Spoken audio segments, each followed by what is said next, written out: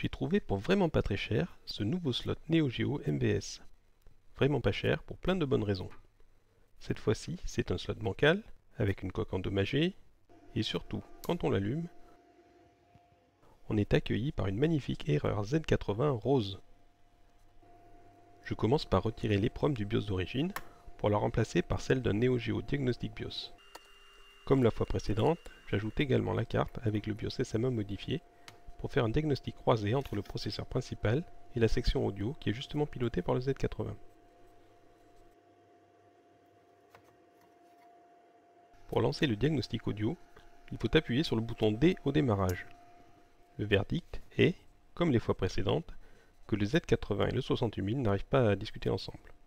Autrement dit, je n'aurai pas plus d'informations de la part du BIOS de diagnostic. Et en plus, le texte est rose et pas blanc. Vu de loin, on a une section analogique audio très sale et pleine de colle chaude. L'une des deux broches d'alimentation 5V est très sale, un peu comme le reste du connecteur. L'accu de la section d'horloge et sauvegarde montre des traces de corrosion. Il n'y a pas de défaut évident au niveau de la section audio, hormis la poussière. Au dos, on aperçoit une trace de soudure sur la broche P du peigne JAMA, et de la saleté sur les autres broches. La broche P correspond au signal de synchro vidéo. Dans le cas présent, on a un petit souci de couleur, mais l'image est stable. Et on ne va donc pas toucher à cette soudure. Pour ce qui est de l'affichage en rose, par contre, on va parler synthèse additive des couleurs. Ici, on attend du blanc et on obtient du rose. Il nous manque donc du vert. Le signal vert arrive par la broche N du connecteur JAMA. On va vérifier que la piste n'est pas endommagée. En la regardant de plus près, la broche apparaît comme étant un poil plus sale que les autres. La piste disparaît dans un via qui permet de passer de l'autre côté de la plaque. De l'autre côté, la piste poursuit son cours, sans défaut visible. Il est temps de sortir mon stylo abrasif. Sa pointe est composée de fibres de verre qui ont une action abrasive légère et n'abîment pas les contacts. Je nettoie la broche N et j'en profite pour nettoyer toute la crasse que j'aperçois. Voilà. J'ai toujours une erreur, mais au moins elle est affichée en blanc. Le Z80 est une très petite puce et son bus de données et d'adresse est connecté à celui de l'EPROM situé juste à côté. Je profite de cette proximité et de cette connexion entre les deux puces pour sonder les signaux de bus directement sur l'EPROM, bien plus grande. J'observe qu'une ligne d'adresse reste bloquée à l'état 0. Normalement, je devrais observer des signaux plus ou moins carrés, comme sur les lignes voisines. Et il n'y a que deux puces qui écrivent sur le bus d'adresse, le Z80 et le processeur audio Yamaha. La fiabilité de la puce audio étant bien meilleure que celle du Z80, je décide de remplacer directement le Z80. Pour cela, il va me falloir de l'air chaud. Je protège les environs de la puce à dessouder au ruban Kapton pour que les composants ne souffrent pas de la chaleur et surtout pour que certains petits composants ne se déplacent pas sur la plaque sous le flux d'air chaud. Ensuite, je descends progressivement le pistolet à air chaud, puis j'insiste sur les ranchées de broche en tirant légèrement la puce, jusqu'à ce qu'elle se soulève.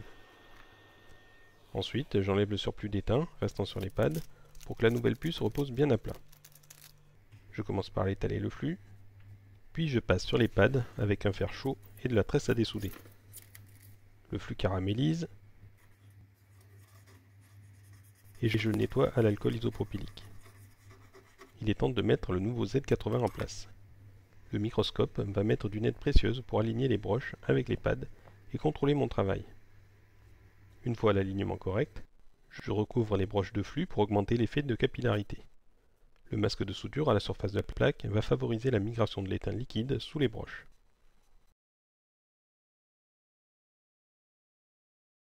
Je fais sauter les derniers ponts de soudure en utilisant encore une fois la capillarité.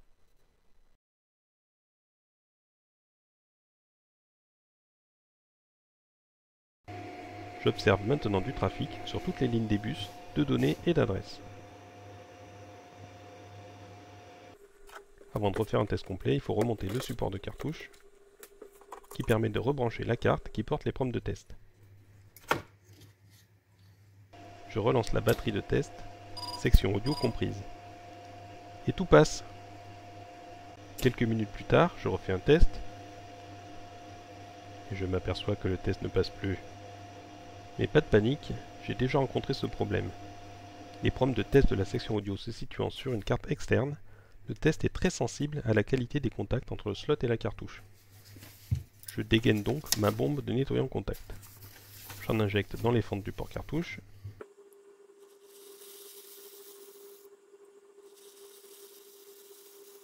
Puis je plie une facture en deux et je l'insère dans le port pour frotter légèrement sur les contacts.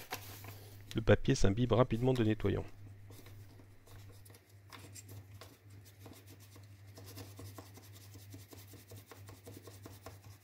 Après séchage complet des différents contacts et remontage, je relance un test. Et tout fonctionne. Je remets un BIOS conventionnel en place et je bascule la cartouche en mode jeu pour faire un test réel.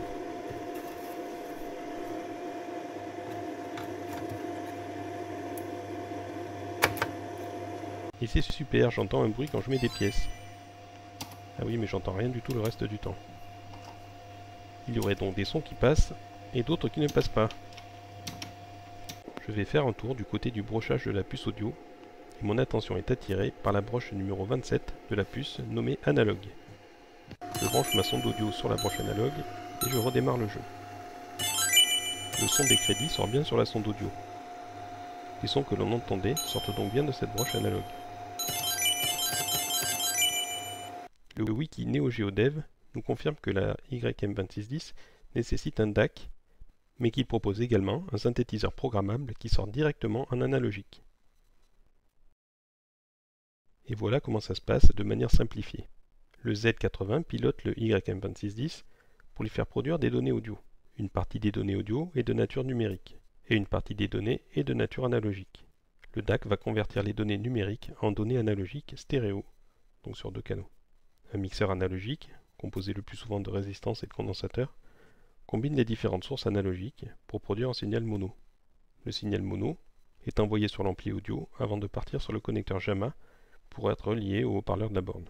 On note au passage que le DAC fournit un signal stéréo. Certains modèles de slot MVS sont capables de sortir un signal amplifié en stéréo. Il est aussi possible de bricoler un peu le modèle présent pour sortir un signal stéréo non amplifié. Et de retour sur notre PCB, le DAC se trouve par ici, sous la colle. Une fois la guirlande de colle décollée, on va pouvoir faire des mesures et vérifier si elles sont cohérentes avec ce que l'on observe dans la documentation de la puce. L'entrée COM devrait proposer une valeur à environ la moitié de sa tension d'alimentation de 12 volts. Et elle me montre une valeur de 12 volts. S'agissant d'une broche d'entrée, je privilégie un problème avec le circuit qui alimente cette broche. Et la piste qui arrive sur cette broche traverse le nuage de condensateur et se retrouve sur un quadruple amplificateur opérationnel, comme c'est souvent le cas dans ce genre de DAC. J'obtiens bien 12 volts en sortie de l'ampli up, ce que j'observais sur le DAC. On en a un montage dit suiveur. La sortie est raccordée à l'entrée négative de l'amplificateur opérationnel, on applique une tension sur l'entrée positive et on récupère un signal identique en sortie avec une impédance très faible. L'entrée et la sortie de l'un des 4 ampli-up ne sont donc pas cohérentes. J'attends 5 volts et j'en reçois 12. J'en déduis que la puce est morte et je passe commande d'un modèle à peu près équivalent. Je retire l'ampli-up de la carte grâce à une technique un peu barbare que je vous montrerai un peu plus loin. Ensuite, je galère pour aligner la nouvelle puce parce qu'elle est plus petite que la précédente et ne repose pas sur les pads. Ensuite, fixation des coins, flux, soudage, je m'y prends à plein de fois pour compenser les manques. Je fais des tests à l'aiguille pour vérifier les soudures et je dois en reprendre une. Bref, la galère, mais c'est fait. Ici, une petite ellipse des vilains mots que j'ai dit quand j'ai refait le test et obtenu les mêmes résultats que précédemment. Toujours pas de musique, toujours uniquement les bruits de pièces. Le problème semble donc provenir du DAC. Je vais vérifier rapidement l'état de santé de l'ampli-up que j'avais retiré pour éventuellement le remettre en place. Pour cela, étant donné le format de la puce, je vais la souder sur une petite carte d'adaptation. Je peux maintenant la brancher sur une plaque sans soudure et faire des tests dessus. Pour tester les 4 ampli-up embarqués dans la puce, je fais 4 montages suiveurs avec en entrée de chacun un diviseur de tension par 2 réalisé avec 2 résistances de 10 kΩ. Comme sur le slot, j'alimente le montage en 12 volts et j'observe les tensions de sortie. Si tout va bien, j'aurai environ 6 volts sur chacune d'elles. Cela n'indique pas que la puce est intacte, mais si je vois du 12 volts sur une sortie, je commencerai à me reposer des questions. Et j'obtiens bien 6 volts sur mes sorties. Le DAC devait très probablement tirer très fort la sortie de l'ampli-up vers le haut, probablement avec sa broche COM reliée au VCC en interne. Je retire la puce de son support de test pour la réimplanter sur le slot MVS. Et voilà la technique barbare dont je parlais. Elle consiste à appliquer un peu trop d'étain sur la panne du fer à souder et à parcourir rapidement toutes les broches d'une rangée pour qu'elle n'ait pas le temps de refroidir. Il est alors possible de soulever légèrement la puce. En répétant l'opération sur les 2 rangées de broches, on peut la dessouder rapidement. Pas sûr que ce soit une méthode homologuée, mais moi j'aime bien. Je dessoude le nouvel ampli-up du slot avec la même méthode et je remets l'ancien en place. Super facile, les broches tombent sur les pads. Et j'en arrive maintenant à échanger le DAC avec celui d'un autre slot en réparation, juste le temps d'un test. J'ai dû monter les deux DAC sur support pour pouvoir les échanger facilement.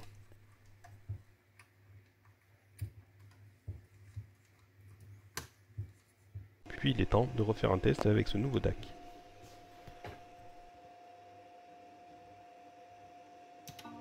Et j'ai bien la musique, c'est le DAC qui était mort. Je passe tout de suite commande de quelques DAC de remplacement sur eBay. Ils vont arriver de l'autre bout de la planète.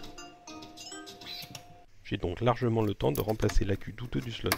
Je pose un support 2032 et j'y insère un AQ 2032. Le facteur est passé et il m'a gentiment apporté quelques DAC YM36.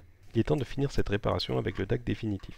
Alors que me voilà avec mon bracelet antistatique mis n'importe comment, et qui ne sert donc strictement à rien. La partie métallique doit rester en contact avec la peau. J'enlève la puce précédente, et je choisis avec soin la plus vieille du lot pour la remplacer. Je n'ai pas la moindre idée de pourquoi, c'est une espèce de curieux réflexe vintage qui me pousse à préserver les puces les plus récentes.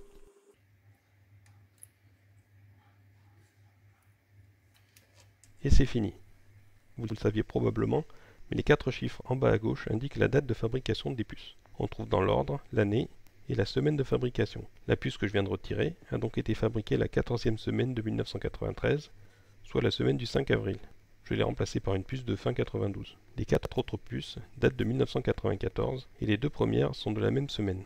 Elles ont donc des numéros de série très proches. Je les soupçonne donc d'être neuves. Et voilà donc un joyeux slot, prêt à faire de nouveau des euros.